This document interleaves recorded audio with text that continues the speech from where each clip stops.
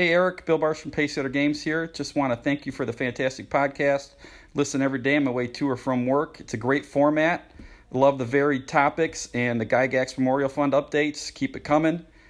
And I will see you at the North Texas RPG Con. Again, I can't thank you enough. This is a great format. Keep it up. Hello and welcome to the Tavern Chat Podcast. I am your host and bartender, Eric Tenkar, known from the Tenkar's Tavern blog. Today is Sunday, June 3rd, 2018. Bill, thank you for the kind words. I really appreciate it. I'll see you at North Texas later on this week. So, I have delved into the DMG a bit, and today I am switching over to the Player's Handbook from AD&D 1A. And I am looking at the Thief class. Now, when we think of thieves, or when I think of thieves, I always think of light armor, little hit points, squishy in combat, and pretty much ineffective skills at the low levels. I mean, if you're playing a human thief, first level thief, your chance to move silently is 15%, hide in shadows is 10%. So are you going to try? No. Find remove traps is 20%. Now, if you fail to remove it, you probably set it off. Again, not a good number to be working with. Opening locks, 25% at first level. All right, you had a 1-4 chance to get that lock open. If it doesn't open, it's probably not going to blow up in your face unless you failed to find the trap that was there. Picking pockets is a base of 30%. Picking pockets is a skill light players rarely, if ever, use because the scenario you'd have to put them in usually an urban environment. If they failed, you had the whole town against you. It certainly wasn't good. Climbing walls, and those are surfaces that are not normally climbed. It starts at 85%, not bad. Hide in shadows, 10%. I'm not even sure. That might be worse than a regular person's chance to hear noise, which I thought was 1 in 6, but I could be wrong. Read languages starts at 4th level, 20%. Now, read languages is a skill that allows you to read languages that you don't know. Now, according to the DMG, what I read is if you haven't come across the language, you don't have a chance to read it. And I don't know what that means. I mean, like, if you've seen Elven, but you can't read it, but you have a chance to read language and figure it out. But if it's like ancient dragon kind of an extinct dragon, you have no chance of reading it. I don't know. We always play that if you made your roll, you got a chance. But in any case, I'm looking at the thief as a solo class. When I say solo class, standalone class, it's not being multi-classed with another class like fighter, magic user. And as a solo class, and I know there's people that are going to argue against me, feel free, leave me a message. I'll be happy to play it, happy to answer it. But as a solo standalone class, the thief is fairly shitty. However, I don't believe that was Gary's intention to have the thief as used primarily as a solo class. Oh, we got the dog going in the background.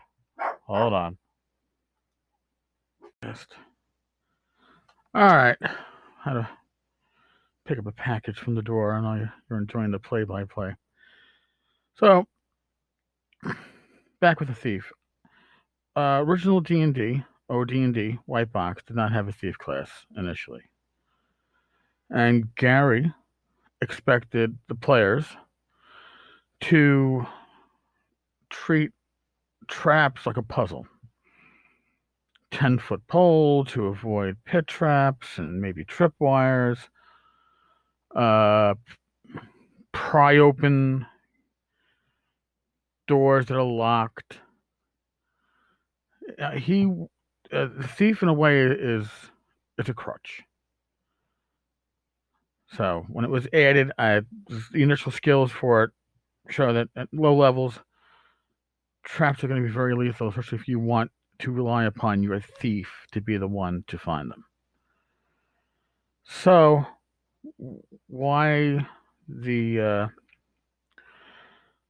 thief has a lot of abilities, and at higher levels they do become very uh, powerful, very useful. When you have a 99% chance of hiding in shadows, that's pretty much a done deal. So, but why the thief in AD&D? Well, AD&D has level limits for its demi-human races, just like uh, original D&D, basic D&D. It's a human-centric game, and I expect you to be playing for the most part a human class, and the demi-humans who have their little extra abilities are limited in level.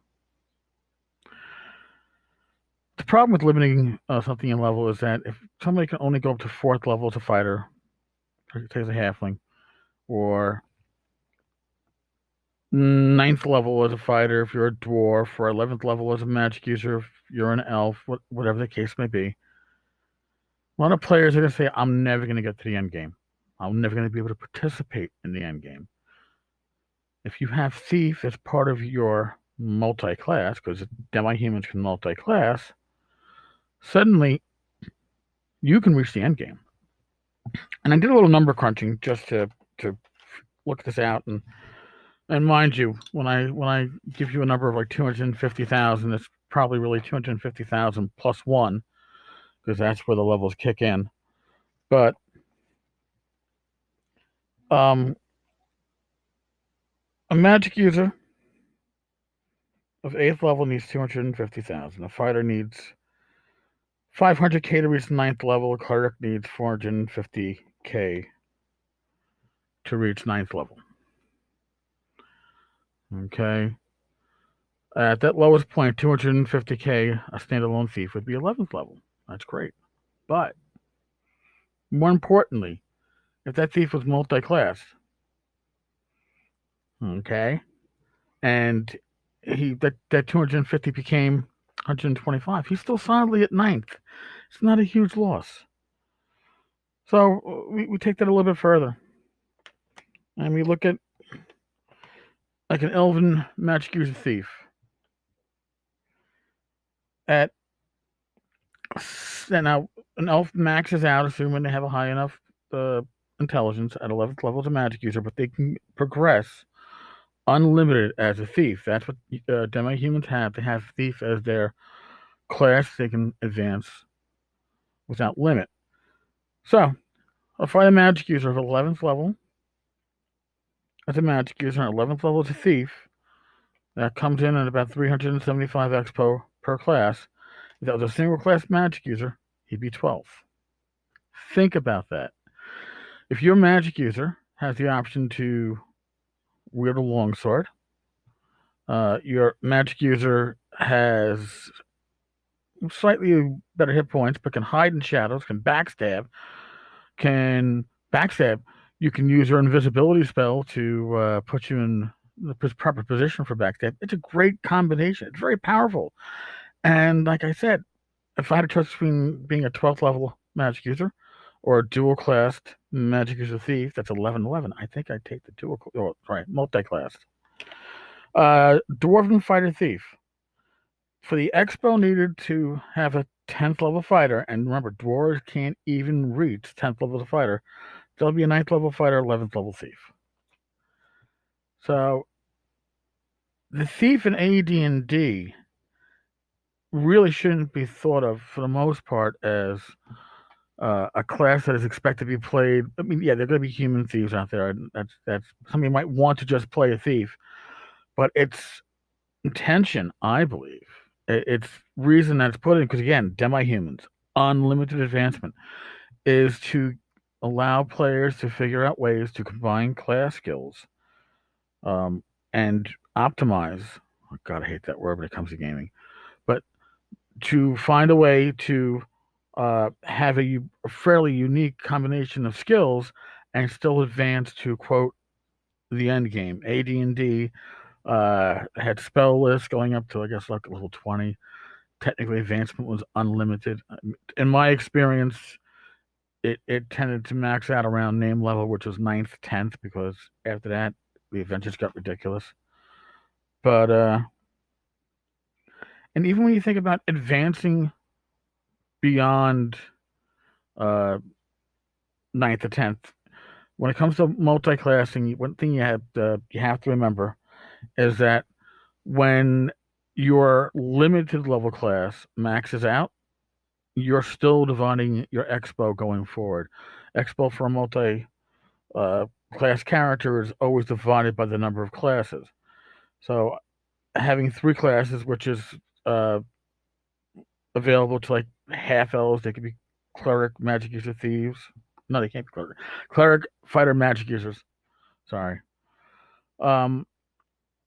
Those things, you're always dividing your expo by 3. That is a huge draw on your XP. But dividing it by 2 when you're a thief needs 220,000 XP to go beyond level 12, pretty much beyond level 11. That's where it really is. Clerics need 225. Fighters 250. Magic uses 375k. So now, if you're a thief that's been maxed out in both classes, you're basically saying you maxed out in your other class. You're basically saying you need 440,000 for each additional level, because remember, you're dividing by 2. But you're not going to really be falling behind, and you have class abilities behind you. Personally, I think one of the most powerful thief multi-class combinations is a gnome illusionist thief, because so many of the illusionist spells fit so well into stealth that the combination of the two is very powerful. Now, I believe you're limited to probably 8th level as an illusionist, so you're not going to be getting more than 4th level spells, and unless you have high stats, you're probably limited to 7th level. But so be it. Very powerful combination, even though your one class is maxing out early. But like I said, fighter thief, you've got decent hit points. You have the ability to put on armor if needed and take the front line, but you can still hear noise. And all right, so you strip off your armor to open locks and find traps. There's so much potential with a thief that is multi-classed. As a solo class, it doesn't offer as much to the party, especially at low levels, because thief abilities are pretty pathetic at low levels. So that's my thought on the thief, and the reason why demi-humans get that unlimited advancement as a thief, and how really multi-classing in AD&D, if you want to be a demi-human, there are some really strong multi-classes. You're not giving up what you think you're giving up. The XP slowdown is not as big as you might imagine, because the thief doesn't have that huge an XP burden on it. So that's what we got today for episode 18. Tomorrow, we shall see. Don't quite know what's on the agenda for the next few days. I will figure that out. If you have thoughts on the thief, on multi-classing, if you think I'm full of shit, I quite well might be, leave me a voicemail or comment on the blog, 10carstavern.com. There'll be a post that will be sharing this episode out. Make a comment there. If you got things that you want me to cover, you want me to talk about, these are the ways to let me know on the blog or via voicemail via the Anchor app. Okay. Thank you, folks, for listening. Thank you for stopping by. Stay safe. God bless.